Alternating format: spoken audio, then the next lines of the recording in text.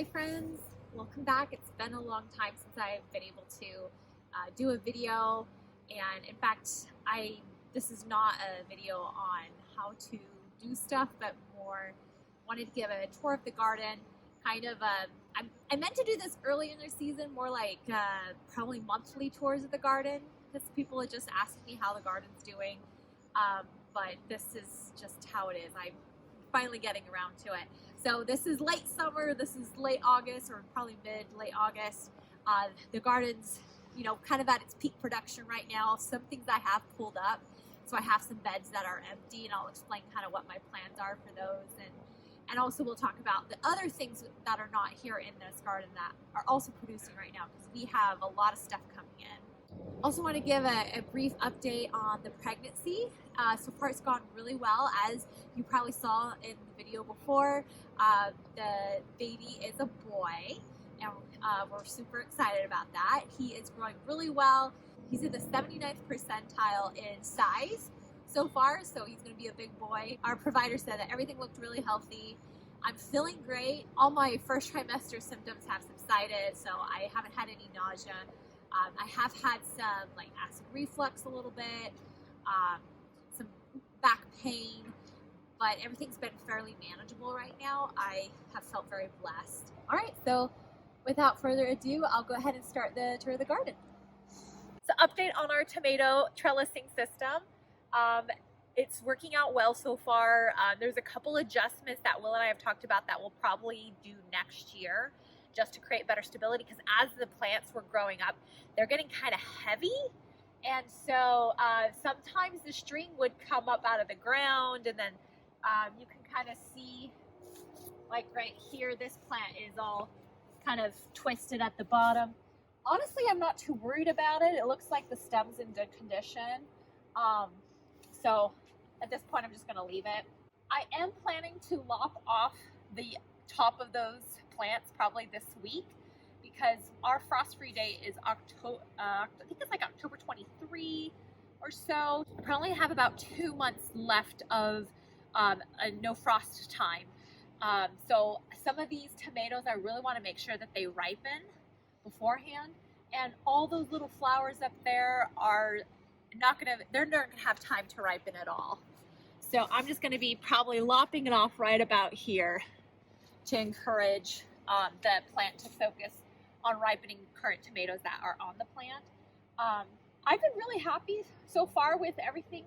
The tomatoes took a while to ripen, which I understand from a few other friends in the area that their tomatoes took a while to ripen as well. We just had a very long, cold spring, and so the plants were kind of stunted, and then we got really hot, but it just seemed like the tomatoes were slower this year. But I think I'll be able to get enough off of these. I'm planning to can some stewed tomatoes that I put in soups and such. So you can see we have our big beefsteak tomato right here. This is our classic red. This is not ripe yet. I do have one right here that is ripe, a little smaller. And then over here we have more of the ox heart shape. These are the Amish paste tomatoes.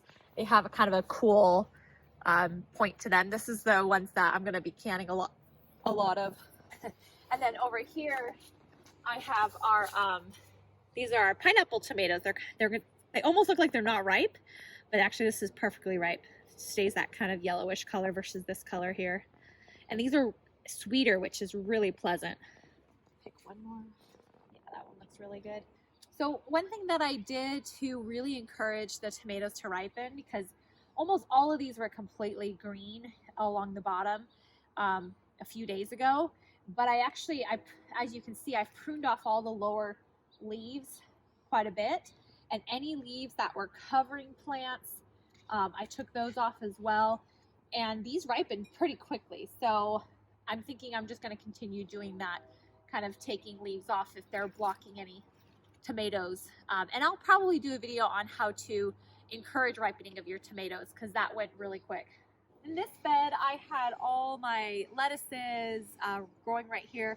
Of course, as soon as it got really hot, they all went to seed, flowered. And so I tore them up, and then my plan is I'm going to be adding some compost to this and planting carrots and beets in this space, or potentially more lettuce. I'm just not really sure exactly where, because I have a couple beds where I'm going to be doing that. The kale did really good this year. This is the Swiss chard, which I just love looking at all those beautiful colors. The yellow, the orange, pink, and red. It's really beautiful. And we've been really enjoying the Swiss chard this year. And as you can see, it is starting to flower. So I'll probably at some point pick these, or I might collect seed. I still have seed left over from this year, so probably not too worried about saving that seed. The trellis system that I put up this year, I'm in love with. It's really sturdy, and it's just done really well. The one mistake though that I did do, and this video is going to have mistakes. Every year we make mistakes as gardeners. Even after seasons of growing, you're going to always have little mistakes that you make, and that's how we learn. And one of the things I learned was I planted my kale way too close to the edge of this trellis. And you can see that I planted these pole beans right along here. Well, they're stunted. These should be, I mean, way up the trellis producing beans, and they're just barely starting. So the kale here was creating too much shade. It's crowding it out. And apparently I just found out that kale and beans don't do well together. They're not very compatible. So that was a mistake I made this year. I also did it on the other side where I planted stuff too close to it. So I remember that for next year. If I have anything really tall like this, I'm going to be planting it further away so that whatever I plant on this trellis has more sunlight and can actually grow. So we may not get any pole beans this year, which is too bad, but I'll remember for next year. On the end here, I have our cucumbers are growing up really nicely. We have a beautiful one right there that's just about ready to pick. These are pickling cucumbers, so they're a bit smaller. In this bed here, I had beets growing, and then at the end there we had all our garlic. And I harvested the garlic. I didn't do a video on that because I wasn't feeling well the day that I did the garlic, and I was really grungy. So I just didn't want to do a video. But now that I've done the garlic, I think I'll probably give more information on how to grow it next year. So I tore all that up in about early July, right around 4th of July, which is the perfect time to harvest garlic. And so what I plan to do with this bed is, as soon as I'm done with the front stuff here, I have some beans growing on the trellis and a zinnia. I'm actually going to put this bed to rest for the winter. I'm going to put a cover crop on it, sow that in a few weeks, and that's going to add nutrients to the soil. I'll show you that I did that on another bed. And basically, because this bed has been in use for, well, pretty much since we started gardening, I'm going to give it some rest over the winter. Make sure that we build up those nutrients. Here in this bed, we have hot peppers here in the front. They haven't really produced big yet, but you can see there's those little peppers starting. So I'm going to say probably in another few weeks they'll be big enough that I can harvest them. Not sure how spicy they are. We'll find out. And this here, I bought these peppers at Farmer's Market, the plants. I thought they were poblano, but it almost looks more like an ancho. I'm not sure, but they're really tasty. Grill them on the grill, let them get charred, and add them to salads and such. It's really yummy. Then we have our eggplant here. There it is. There's a bigger one. It's still kind of small, but this particular eggplant variety stays small. This is probably almost as big as it'll get. So I'll probably harvest that pretty soon, and we'll make a ratatouille. Then I planted zucchini and yellow zucchini, which I found out that I don't really like yellow zucchini that much. So if anyone wants yellow squash, they may have it. It's okay. I don't care for it. But we do have plenty of zucchini, and they're growing really well. As you know, most people are always giving away zucchini because they always have too much. And here's the yellow zucchini, or yellow squash as you could call it there. There's always a first for everything. This year I really wanted to try growing potatoes. So in this bed here, I have my purple potatoes on this side here. And then that whole bed there is purple, red, and yellow potatoes. As you can see, the plants are dying. This looks really bad, you know, in a garden, but actually this is good. This means that the plants are just about ready to be harvested. When the plant dies, the potatoes are about ready. So I'm probably going to harvest these sometime this week or the next couple weeks.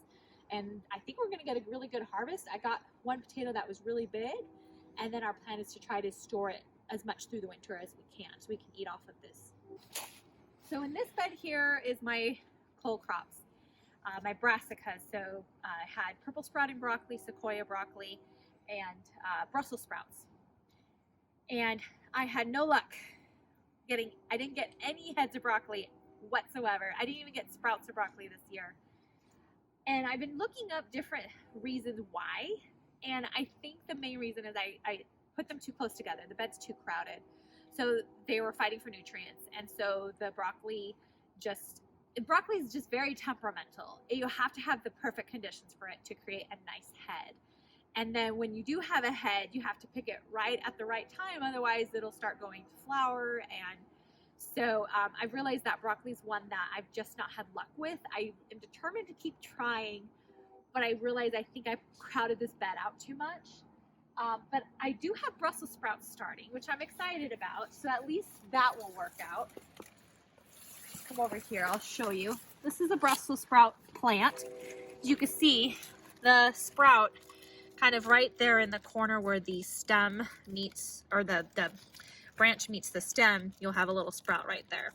So we're gonna get some good Brussels sprouts this year. You usually wait to harvest Brussels sprouts until after the fresh frost, and then they kind of sweeten. So I'm excited about that. This is our beautiful nasturtium vase here. I love planting nasturtiums because they tend to kind of drape down the sides. About a week ago or so, Will did a video tour of the sanctuary part of our garden, basically explaining why we set up our sanctuary the way we did and what each piece means from the biblical perspective and in our spiritual life. So if you haven't seen that video, go watch it. I'll link it right up here so you can see it. And he did a really good job. This bed here looks like nothing's happening, and that's because not much is happening. As you can see, I just have, it looks like weeds. This is vetch, I believe. It's just growing right there. What I did was this spring, I sowed, is that the right word? I sowed? Yes. I sowed a cover crop, a summer cover crop that had clover, it had peas, it had all this different mix of things that basically add nitrogen to the soil. I can go over that more in another time, in another video. But basically, as soon as the plants started to flower, that tells me that it's time to chop them down. So I chopped them and I tilled them into the soil here, puts a layer on top of just some straw, and just some of the plants I tore up are just laying here to kind of keep it so that the nutrients are actually adding to the soil. And so this bed here, I'm going to probably till all this under, take some of this off, put it in the compost pile, till what's left under, and then I'm going to plant this bed with some winter crops, maybe more carrots, because we love carrots, and we didn't get any carrots that came up this year. I think the seeds were old. I got one carrot. Let me show you. Right here. It's the only carrot that grew this year. And I literally planted a whole row of carrots here. I had several rows on a different bed, and I just didn't have luck. Like I said, I think the seeds were old, and carrots are another thing, just like broccoli. They're super finicky. If you don't have the right conditions, if it's too hot, too cold, they won't germinate. Yeah, so, but I'm going to try it for the fall. We'll see. Well, a really nice thing with carrots is here, at least in the Pacific Northwest, you can actually leave them in the ground. Same with beets, turnips, those sorts of things. Just keep them growing in the ground. The frost will come and might kill the tops of the plants. They'll just store in the soil, and you can pick them whenever you want. So this is my flower bed that I really wanted this year. I planted things a little bit late in the season than I should have. So as you can see, my hollyhocks are just now getting ready to flower. Our poppies did really good. I was super excited to see those come up. This plant here is borage. It's a medicinal flowering plant. I just thought it would look really pretty, and the bees love it, absolutely love it. Oh, and there's a frog. Can you see it? Oh, there it is. There, he's moving. We have a lot of frogs, and I just love them. And then this is salvia, which is, I believe, in the mint family. And it tends to want to kind of take over, but my hope is I'm going to try to contain it into part of this bed here. and just kind of a perennial flowering plant that is always here because I'm just trying to create more flowering plants to encourage beneficial insects and just pollinators in general. This is our June bearing strawberries that are done producing, so they're pretty much just sitting here not doing anything. We weren't super thrilled with these strawberries this year. They were okay. They tended to produce small berries. They weren't that sweet. I mean, they were sweet, they just weren't as firm, I guess is what I'm trying to say. So we're probably going to end up tearing these up at some point, replacing it with something else. I haven't decided yet if I'm doing that this year or if I'm going to try to give them one more year. But either way, these may not stay. Got our sunflowers here, which once again I planted a little late. It's going to take them a while, but they're going to be blooming hopefully in the next month. These are our ever-bearing strawberries, which I did a video on how to get really big, juicy, amazing strawberries, my one tip. And these are still producing so well. There's a really beautiful one. As you can see, it's very firm, very big. This is actually probably medium size compared to some of the strawberries we get off these. And this is August we're talking right now, where most, if you go to like a strawberry you pick farm, they're out of strawberries right now because they usually plant June bearing. They want a big crop at once.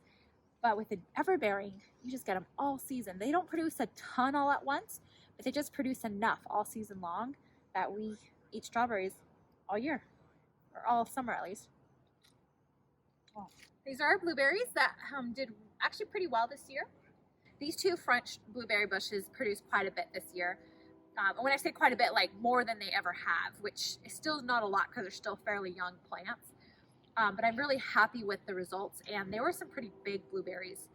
The back two, this one right here, has not done well since the beginning, and I kind of talked about that at one point in one of my videos.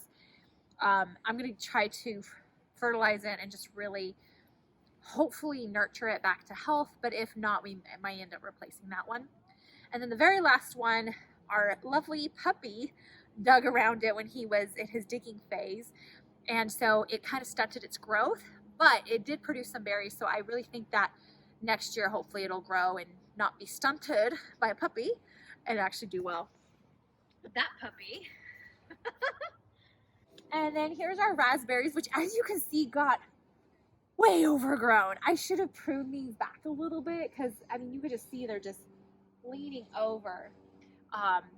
So these here are the summer bearing strawberry or raspberries that are done producing. These canes here that you see that are dead, you're probably like, oh my goodness, like why don't you prune that off? Well, come winter I will. These are the canes that are old and need to be pruned away. These new canes here are the ones that will be producing next season.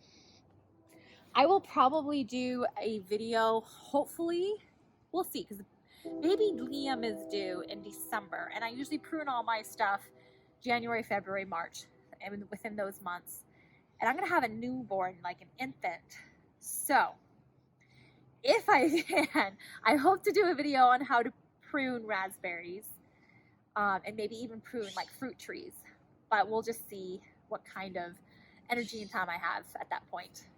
These are all our ever-bearing, which I cut down completely to the ground. There were no canes showing when I pruned, which means that they didn't produce anything in this at all in the summer, but we're going to have a huge harvest here in the fall coming soon.